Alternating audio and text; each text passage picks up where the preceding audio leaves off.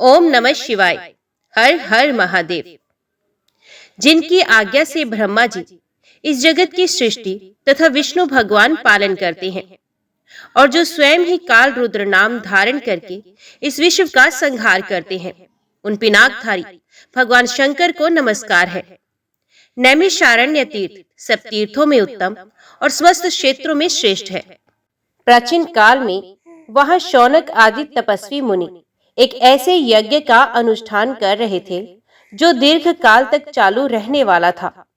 उस यज्ञ में दीक्षित सभी महर्षियों का सबके प्रति समान भाव था। एक दिन उन सभी महात्माओं के दर्शन की उत्कंठा से प्रेरित होकर महातपस्वी व्यास शिष्य लोमश मुनि वहां पधारे। उस दीर्घकालिक यज्ञ का अनुष्ठान करने वाले मुनियों ने लोमश जी को आया देख एक साथ ही उठकर उनका स्वागत किया। सबके मन में उल्लास छा गया। सभी उनके दर्शन के लिए उत्सुक थे।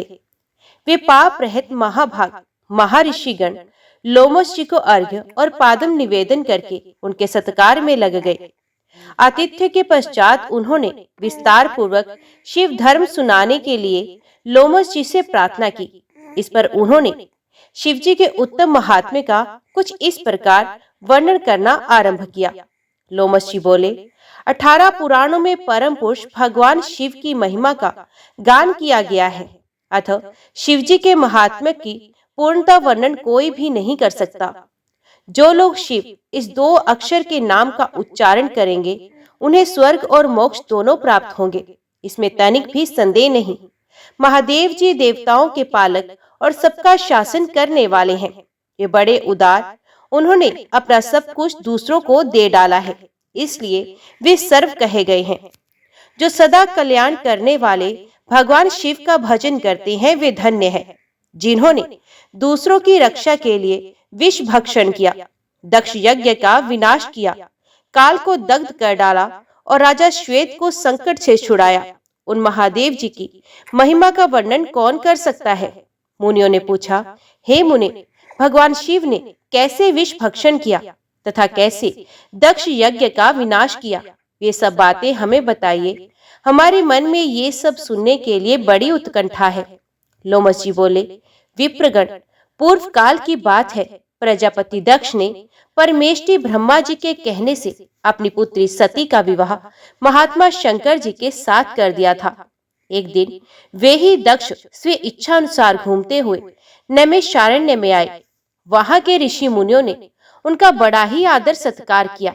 संपूर्ण देवताओं और असुरों ने भी स्तुति और नमस्कार करके दक्ष का सम्मान किया, किंतु भगवान शंकर ने उनको प्रणाम नहीं किया।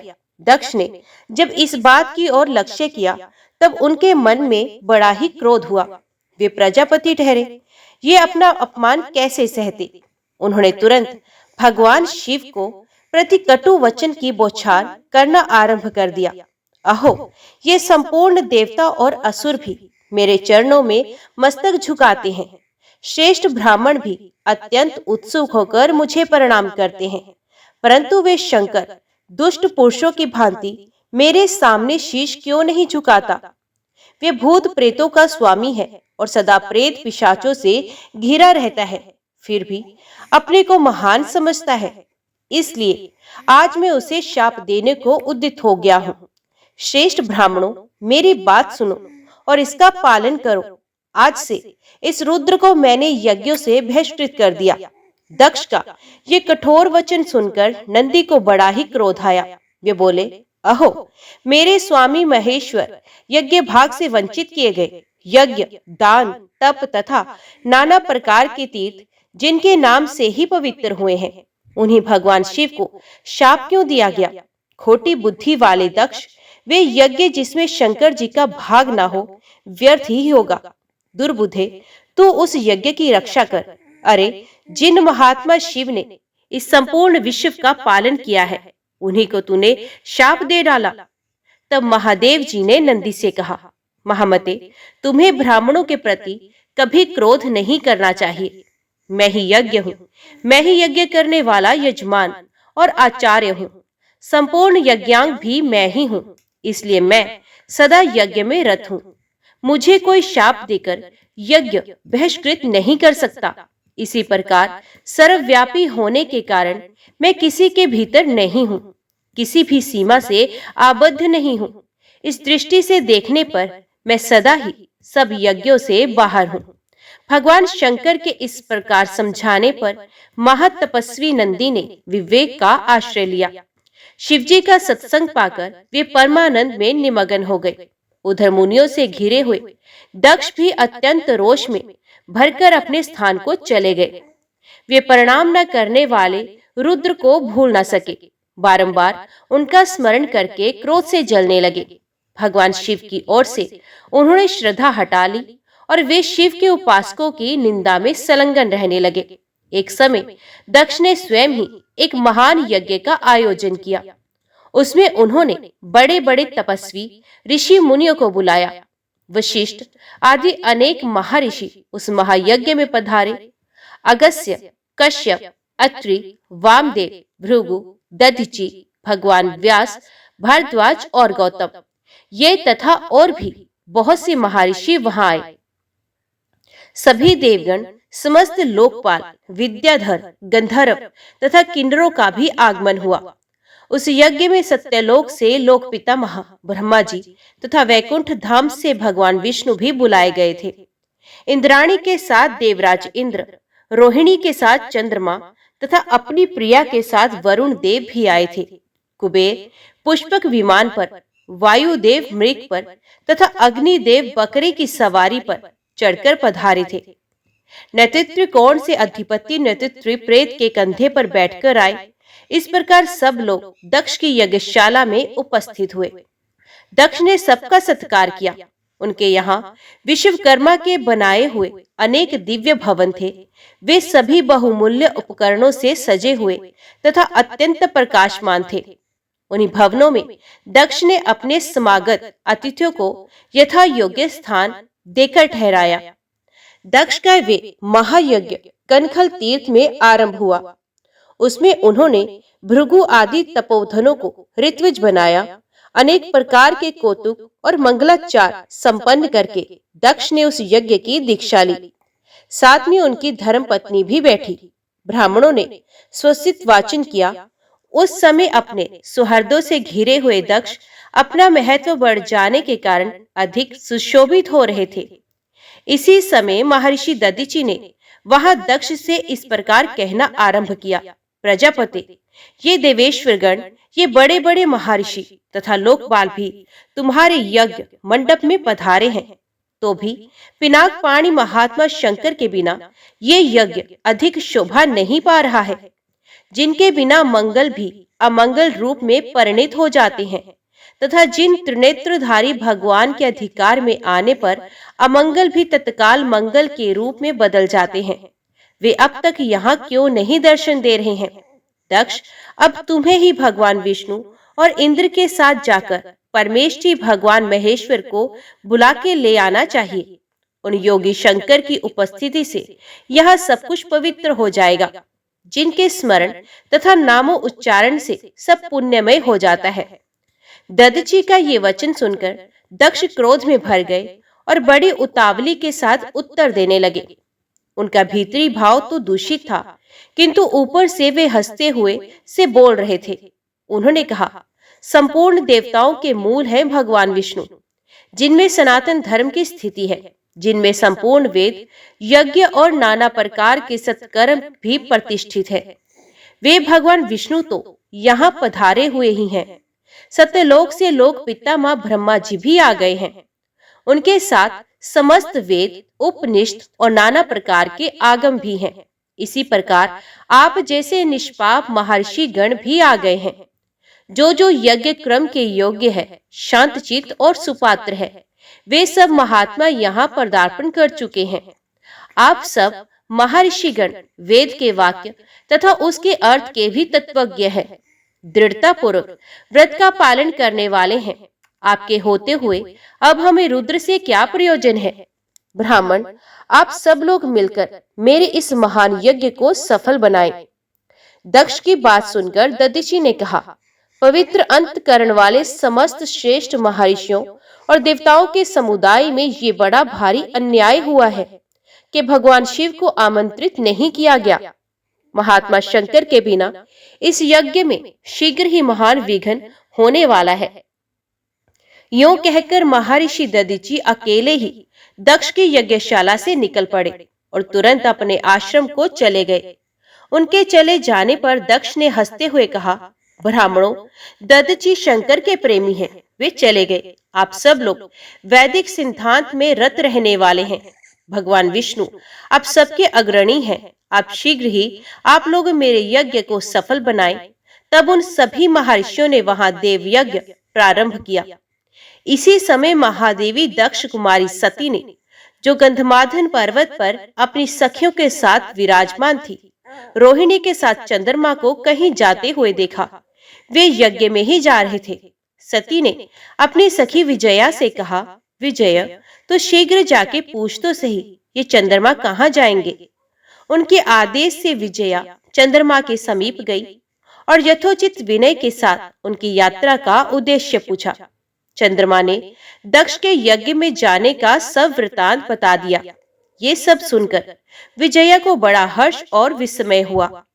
उसने तुरंत लौटकर सती से चंद्रमा की कही हुई सब बातें कह सुनाई। सुनकर सती देवी ने विचार किया, क्या कारण है जो पिताजी मुझे नहीं बुला रहे हैं? क्या मेरी यशीवनी माता भी मुझे भूल गई हैं? आज मैं भगवान शंकर से इसका कारण पूछती हूँ। ये निश्चय करके सती देवी ने सखियों को वहीं ठहरा दिया और स्वयं भगवान शंकर के पास चली गई। उन्होंने देखा त्रिनेत्रधारी महेश्वर सभा मंडप में विराजमान है। चंड मुंड आदि सभी पार्षद उन्हें सब ओर से घेर कर बैठे हैं। बाण भृंगी नंदी महाकाल, महारौद्र महामुंड महाशिरा, धूम्राक्ष धूम्र केतु धूम्रपाद तथा अन्य बहुत से गण भगवान रुद्र का अनुवर्तन करने वाले हैं। वे सभी जितेंद्रिय तथा वीतराग हैं। लोक कल्याणकारी भगवान शंकर इन सब से घिरे हुए हैं और परम अद्भुत आसन पर विराजमान है। सती का मन भगवान शिव का दर्शन करते ही उनकी ओर आकृष्ट हो गया। वे सहसा उनके समीप चली गई। भगवान शिव ने बड़े आदर के साथ प्रीति युक्त वचनों से सती को आनंदित किया और कहा, प्रिय, इस समय यहाँ तुम्हारे आगमन का क्या कारण है?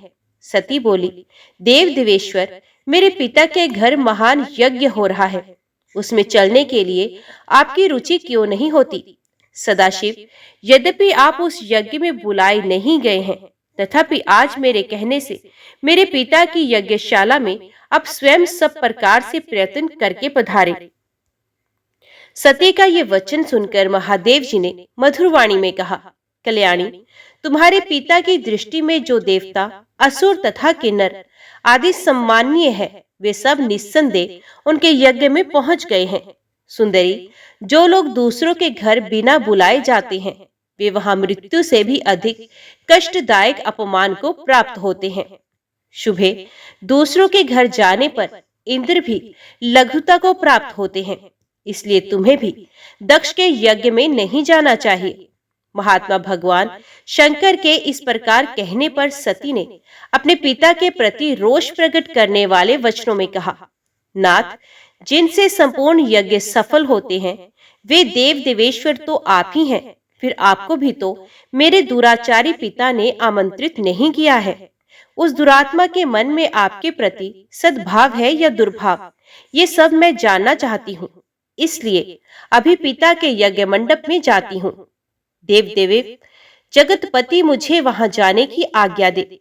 सती देवी के यूं कहने पर भगवान महेश्वर बोले, उत्तम व्रत का पालन करने वाली देवी, यदि ऐसी बात है तो उस नंदी पर सवार हो नाना प्रकार के प्रमथ गणों को साथ लेकर तुम शीघ्र वहां की यात्रा करो। मैं आज्ञा देता हूँ। भगवान शिव के आदेश से 60,000 रुद्रगण सती देवी के साथ चले। उन गणों से घिरी हुई देवी ने अपने पिता के घर की ओर प्रस्थान किया। सती देवी जब पिता के घर चली गई, उस समय सब बातों पर विचार करके भगवान महेश्वर ने अपने मुख से ये वचन निकाला, अपने पिता द्वारा अपमानित होकर दक्ष कुमारी सती अब फिर यहाँ लौटकर नहीं आएंगी। दक्षायणी सती उस स्थान पर गई जहां वे महान प्रकाशशाली यज्ञ हो रहा था। नाना प्रकार के आश्रय में कौतूहल से परिपूर्ण पिता के उस भवन को देखकर सती देवी द्वार पर ही ठहर गई और परम सौभाग्यवान नंदी की पीठ से उतरकर इधर उधर दृष्टि डालने लगी। उन्होंने माता पिता, सुहृद संबंधी तथा बंधु बांधवों को देखा। माता पिता को मस्तक झुकाकर वे बड़ी प्रसन्न हुई। फिर अपने अभिमत प्रस्ताव के अनुरूप वचन बोली, पिताजी, जिनसे ये संपूर्ण चराचर जगत पवित्र होता है, उन परम कल्याण में भगवान शंकर को आपने क्यों नहीं बुलाया? फिर ऋषियों को संबोधित करके कहा, भृगु जी, क्या आप भगवान शिव को नहीं जानते? महामते कश्यप, क्या आप भी महादेव जी से अपरिचित हैं? अत्रि, वशिष्ठ तथा कनव जी, क्या आप भी महेश्वर की महिमा नहीं जानते? इंद्र, इस समय तुम्हारा क्या कर्तव्य है? भगवान विष्णु, आप तो परमेश्वर महादेव जी को अच्छी तरह जानते हैं। ब्रह्मा जी, क्या आपको महादेव जी के पराक्रम का ज्ञान नहीं है? सती की बात सुनकर दक्ष ने कुपित होकर कहा, भद्रे, तुम्हारे बहुत बातें बनाने से क्या होगा? इससे इस समय यहाँ तुम्हारी कोई आवश्यकता नहीं। ठहरो या चली जाओ। तुम यहाँ आई ही क्यों हो? तुम्हारा पति, जो शिव कहलाता है, अमंगल का मूर्तिमान स्वरूप है, कुलीन भी नहीं है, वेद से बहिष्कृत है, विभूत प्रेत और पिशाचों का राजा है। इसलिए इस यज्ञ के निमित्त उसको आमंत्रित नहीं किया गया है।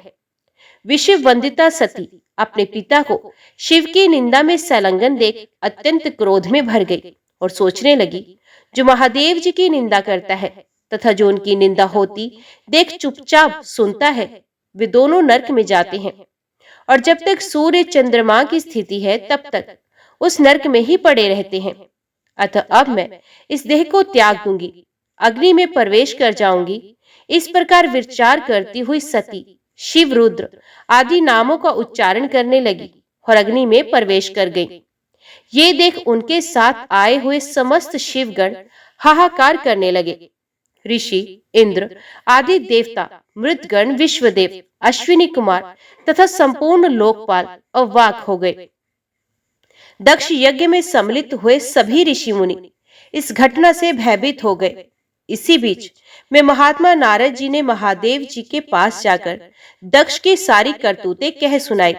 सुनकर भयंकर पराक्रम प्रकट करने वाले परम क्रोधवान जगदीश्वर भगवान रुद्र बहुत ही कुपित हो गए।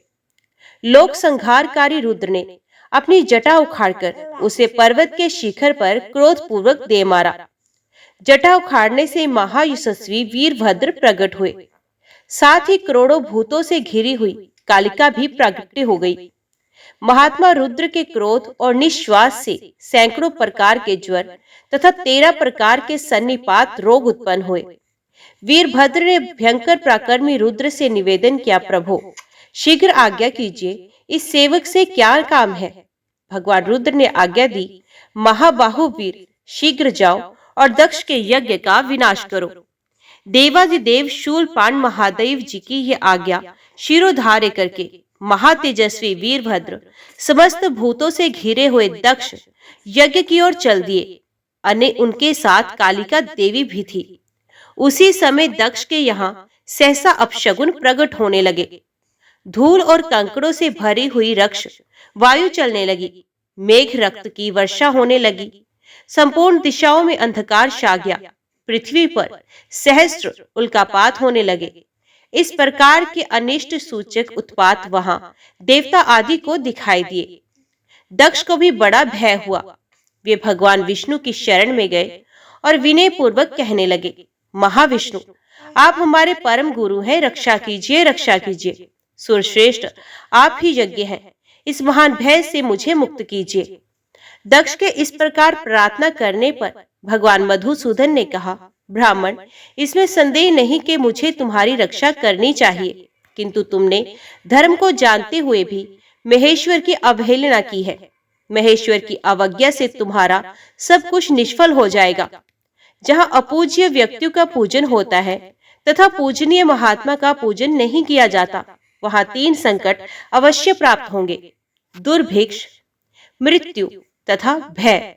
इसलिए सब प्रकार से यत्न करके भगवान शंकर को मनाना चाहिए। तुम्हारे यज्ञ में महेश्वर का सम्मान नहीं किया गया है, इसी कारण ये महान भय उपस्थित हुआ है। इस समय तो हम सब लोग मिलकर भी इस भय का निवारण करने में समर्थ नहीं हैं। ये सब कुछ तुम्हारी दुर्नीति के कारण ही हो रहा है। भगवान विष्णु का ये वचन सुनकर दक्ष चिंतित हो उठे। उनका मुंह सूख गया। इतने में ही अपनी सेना से घिरे हुए महातेजस्वी वीरभद्र भी आ पहुंचे। उनके साथ काली, कात्यायनी, ईशानी, चामुंडा, मर्दिनी, भद्रकाली, भद्रा, तवृता तथा वैष्णवी, ये नव दुर्गाएं तथा भूतों का महान समुदाय भी था। शाकिनी, डाकिनी, भूत, प्रमथ, गुहा, कुष्मांड, कृपट, वट्टुक, भ्रमराक्षक, भैरव, क्षेत्रपाल, राक्षस, यक्ष, विनायक तथा 64 योगिनियों का मंडल, ये सब उस महान प्रकाश में यज्ञ मंडप में सहसा प्रकट हो गए। भगवान शंकर ने उन पार्षदों ने देवताओं के साथ युद्ध आरंभ किया। लोकपालों सहित देवताओं ने भी शिव गणों पर अस्त्र शस्त्रों से प्रहार किया। यद्यपि वे लाखों की संख्या में थे, तथापि इंद्र आदि लोकपालों ने उन्हें रण से विमुख कर दिया। उस समय देवताओं की विजय और यजमान के संतोष के लिए महर्षि भृगु ने शिवगणों के प्रति उच्चाटन का प्रयोग किया था। इसी से उस समय देवता विजयी हुए। अपने सैनिकों की पराजय देखकर वीरभद्र को बड़ा क्रोध हुआ। उन्होंने भूतों, प्रेतों और पिशाचों को पीछे करके वृषभास्य को आगे किया और स्वयं भी आ गए। महाबली वीरभद्र ने एक तीक्ष्ण त्रिशूल हाथ में लेकर देवताओं, यक्षों, पिशाचों, गुहाकों तथा राक्षसों को भी उस युद्ध में मार गिराया। समस्त शिवगणों ने शूल के आघात से देवताओं को गहरी चोट पहुंचाई। फिर तो संपूर्ण देवता पराजित होकर भागने लगे। सबने एक दूसरे को छोड़कर स्वर्ग की राह ली। केवल इंद्र आदि लोकपाल ही विजय के लिए उत्सुक होकर वहां खड़े रहे। वे बारंबार बृहस्पति जी से पूछते थे, गुरुदेव, हमारी विजय कैसे होगी? तो बृहस्पति जी ने कहा, भगवान विष्णु ने जो बात बहुत पहले कह दी थी, वे आज सत्य हुई। यदि फल रूप में परिणित हुए कर्म का नियामक कोई ईश्वर है, तो वे भी कर्ता का ही आश्रय लेता है। जो कर्ता नहीं है, उस पर वे अपना प्रभुत्व नहीं प्रकट करता। कर्म करने वाले को ही ईश्वर उसका फल देता है, ना करने वाले को नहीं। वे ईश्वर केवल अनन्य भक्ति से जानने योग्य है। परम शांति और संतोष से ही भगवान सदाशिव के स्वरूप को जाना जा सकता है। उन्हीं से ये संपूर्ण सुख दुखात्मक जगत जन्म और जीवन धारण करता है। इस समय तुम्हारी विजय का कोई उपाय नहीं दिखाई देता। इंद्र, तुम मूर्खता और लोलुपतावश के इन लोकपालों के साथ यहाँ आ गए हो। बताओ तो इस समय क्या करोगे? ये परम शोभायवान गण भगवान शिव शंकर के किंकर हैं। वे ही इनके सहायक हैं। ये महाभाग कुपित होने पर जब संहार आरंभ करते हैं, तब किसी को शेष नहीं छोड़ते। बृहस्पति जी का ये कथन सुनकर वे संपूर्ण देवता, लोकपाल तथा इंद्र भी चिंता में डूब गए। तदंतर शिवगणों से घिरे हुए वीरभद्र ने कहा, तुम सब देवता मूर्खता के कारण यहाँ भेंट लेने के लिए आ गए हो। मेरे निकट तो आओ, मैं तुम्हें भेंट देता हूँ। सखे इंद्र, मित्रवर सूर्य, चंद्रमा, धनाध्यक्ष कुबेर, पाशधारी वरुण, मृत्यु, यमुना के बड़े भैया यमराज, मैं आप लोगों की तृप्ति के लिए शीघ्र ही भेंट अर्पित करूंगा। यूं कहकर क्रोध में भरे वीरभद्र ने सब देवताओं पर बाणों की बौछार आरंभ की। उन बाणों के आघात से पीड़ित होकर वे सब के सब 10 दिशाओं में भाग गए। लोकपालों के और देवताओं के पलायन कर जाने पर भगवान विष्णु भी चले गए।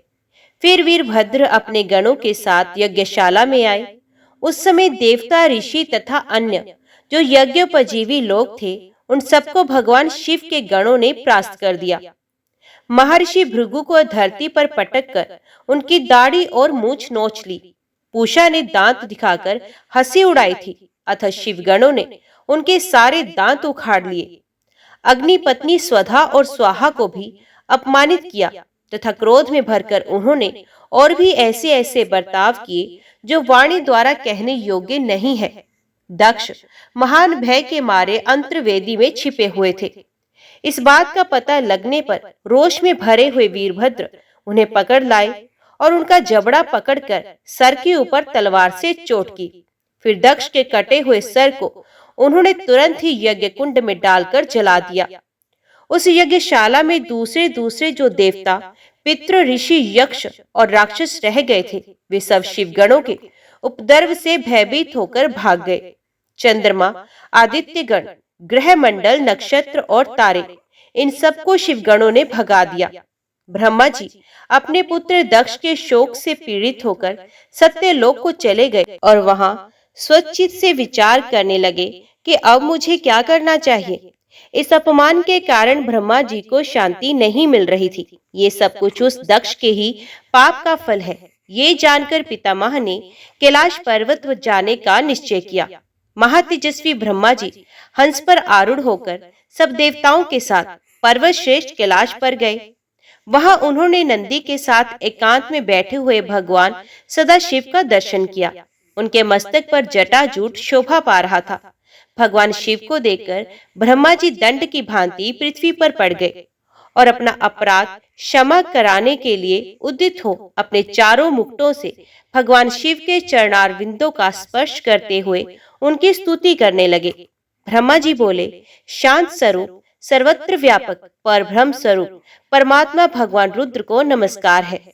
मस्तक पर जटाजूट धारण करने वाले महान ज्योतिर्मय महेश्वर को नमस्कार है। भगवान अब जगत की सृष्टि करने वाले प्रजापतियों के भी सृष्टा है। आप ही सबका धारण पोषण करते हैं। आप सबके प्रपितामह हैं। आप ही रुद्र, महान नीलकंठ और वेधा है। आपको नमस्कार है। ये संपूर्ण विश्व आपका स्वरूप है। आप ही इसके बीज आदि कारण है। इस जगत को आनंद की प्राप्ति कराने वाले भी आप ही हैं। आपको नमस्कार है। आप ही ओंकार, वष्टकार तथा संपूर्ण आयोजनों के प्रवर्तक हैं। यज्ञ यजमान और यज्ञ प्रवर्तक भी आप ही हैं।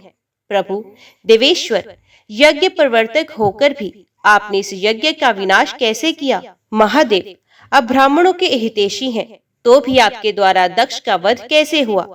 रुद्र, आप तो गौ और ब्राह्मणों के प्रतिपालक हैं, समस्त प्राणियों को शरण देने वाले हैं। रक्षा कीजिए, रक्षा कीजिए। श्री महादेव जी ने कहा, पितामह सावधान होकर मेरी बात सुनिए। दक्ष अपने ही क्रम से मारा गया, इसमें तनिक भी संदेह नहीं। इसलिए किसी को भी कदापि ऐसा कर्म नहीं करना चाहिए जो दूसरों को कलेश पहुंचाने वाला हो। ब्राह्मण जो दूसरों को कष्ट देने वाला कर्म करता है, वे एक दिन अपने ही ऊपर आ पड़ता है। यो कहकर भगवान शंकर उस समय ब्रह्मा आदि देवताओं के साथ कनखल तीर्थ में, जहाँ प्रजापति दक्ष का यज्ञ मंडप था, वहां गए। वहां जाकर उन्होंने वीरभद्र के द्वारा जो कुछ किया गया था सब देखा। स्वाहा स्वधा पूषा बुद्धिमानों में श्रेष्ठ भृगु, अन्यान्य ऋषि, समस्त पितर, यक्ष, गंधर्व और किन्नर जो भी वहां जिस अवस्था में पड़े थे, सबको भगवान शिव ने देखा। किसी के अंग भंग हो गए थे, किसी की दाढ़ी और मूछें नोच ली गई थी तथा कुछ लोग रणभूमि में मरे पड़े थे। भगवान शंकर को आया देख वीरभद्र ने समस्त गणों के साथ उनके चरणों में दंडवत प्रणाम किया और वे खुद उनके सामने हाथ जोड़कर खड़े हो गए। महाबली वीरभद्र को अपने आगे खड़ा देख महादेव जी ने हंसते हुए कहा, वीरवर, ये तुमने क्या किया? दक्ष को शीघ्र यहाँ लेकर आओ, जिसने ऐसा यज्ञ किया और उसका वैसा ही विलक्षण फल भी प्राप्त किया। शंकर जी के यूं कहने पर वीरभद्र ने बड़ी उतावली के साथ दक्ष का धड़ लाकर उनके सामने डाल दिया। तब शंकर जी ने कहा, वीर, इस दुरात्मा दक्ष का मस्तक कौन लेकर आएगा? यदि मिल जाए तो कुटिल होने पर भी इसे मैं जीवित कर दूंगा। ये सुनकर वीरभद्र फिर बोले, भगवान, मैंने उसी समय इसके मस्तक को अग्नि में होम दिया था। अब तो केवल पशु का सिर बचा है, किंतु उसका मुख बहुत विकृत हो गया है। ये सब बातें जानकर भगवान शिव ने पशु के भयंकर मुख को, जिसमें दाढ़ी भी लगी थी, दक्ष के धड़ से जोड़ दिया। इस प्रकार भगवान शंकर की कृपा से दक्ष को नया जीवन प्राप्त हुआ। दक्ष अपने सामने भगवान रुद्र को उपस्थित देख लज्जा से गड़ गए। उन्होंने लोक कल्याणकारी भगवान शंकर के चरणों में मस्तक झुकाकर उनका स्तवन किया। दक्ष बोले, सबको वर देने वाले सर्वश्रेष्ठ देव भगवान शंकर को मैं प्रणाम करता हूँ। सनातन देवता शिव को मैं सदा नमस्कार करता हूँ। देवताओं के पालक और ईश्वर पापहारी हर को मैं प्रणाम करता हूँ। जगत के एकमात्र बंधु शंभु को मैं नमस्कार करता हूँ, जो संपूर्ण विश्व के स्वामी, विश्व रूप, सनातन ब्रह्म और स्वात्म रूप है, उन भगवान शिव को मैं शीश झुकाता हूँ। अपनी भक्ति से प्राप्त होने योग्य सर्व रूप भगवान शिव को मैं प्रणाम करता हूँ, जो वरदायक है, वर स्वरूप है, वर्ण करने योग्य है। उन भगवान शिव को मैं मस्तक नवाता हूँ। दक्ष के इस प्रकार स्तुति करने पर भगवान शंकर ने कहा, नृपश्रेष्ठ, 4 प्रकार के पुण्य आत्मा जन मेरा सदा भजन करते हैं। आर्त, जिज्ञासु, अर्थार्थी और ज्ञानी, इन सब में ज्ञानी श्रेष्ठ है, इसलिए समस्त ज्ञानी पुरुष मुझे विशेष प्रिय हैं। इसमें तनिक भी संशय नहीं है। जो ज्ञान के बिना ही मुझे पाने का यत्न करते हैं, वे अज्ञानी हैं। तुम केवल यज्ञादि कर्म के द्वारा संसार सागर के पार जाना चाहते हो, परंतु कर्म में आसक्त हुए मूढ़ पुरुष वेद, यज्ञ, दान और तपस्या से भी मुझे कभी नहीं प्राप्त कर सकते। अतएव तुम अंतःकरण को एकाग्र करके ज्ञाननिष्ठ होकर कर्म करो। सुख और दुख में समान भाव रखकर सदा प्रसन्न रहो। तदंतर दक्ष को वही कनखल तीर्थ में रहने का आदेश देकर भगवान शिव अपने निवास स्थान कैलाश पर्वत पर चले गए।